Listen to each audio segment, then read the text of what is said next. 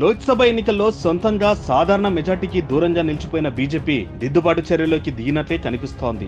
ముఖ్యంగా రైతులు, గ్రామీణ ప్రాంతాల్లోని జనాన్ని ఆకట్టుకునేలా కీలక నిర్ణయాలు తీసుకునేందుకు రెడీ అయింది.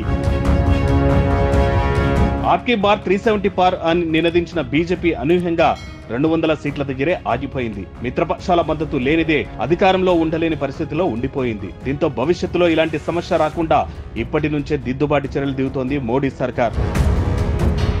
బీజేపీ డ్రాప్ పెంచుకునేలా నిర్ణయాలు తీసుకోవాలని డిసైడ్ అయింది. దీనికోసం వచ్చే కేంద్ర బడ్జెట్ లో కీలక నిర్ణయాలు ప్రకటించనున్నట్లు తెలుస్తోంది. ఇందులో అత్యంత ముఖ్యమైనది పీఎం కిసాన్.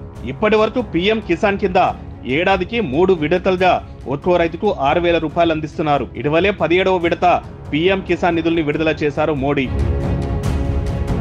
ఈ పథకం కోసం ఏడాదికి 60,000 కోట్ల రూపాయలు ఖర్చు చేస్తున్నారు. పీఎం కిసాన్ కింద రైతులకు ఇచ్చే సాయాన్ని పెంచుతారని ఎప్పటి నుంచో వార్తలు వస్తున్నాయి. ఎన్నికల ముందే పీఎం కిసాన్ సాయాన్ని ఏడాదికి 8,000 రూపాయలు పెంచుతారన్న లీక్స్ కూడా వచ్చాయి.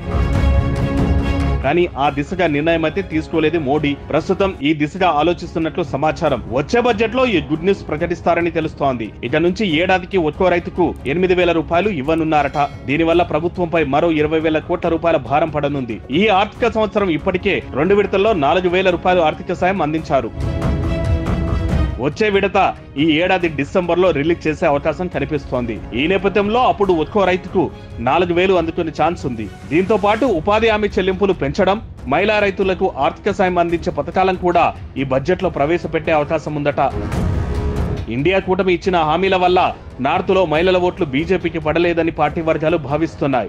దీంతో వారిని దగ్గర చేసుకునేందుకు కొత్త పథకాలకు ప్లాన్ చేస్తోందట బీజేపీ. ఏదేమైనా తత్వం బోధపడితే గాని ఎవరు నేలకు దిగిరారు. ఇప్పుడు బీజేపీ విషయంలోనూ అదే జరుగుతోందంటున్నారు విశ్లేషకులు.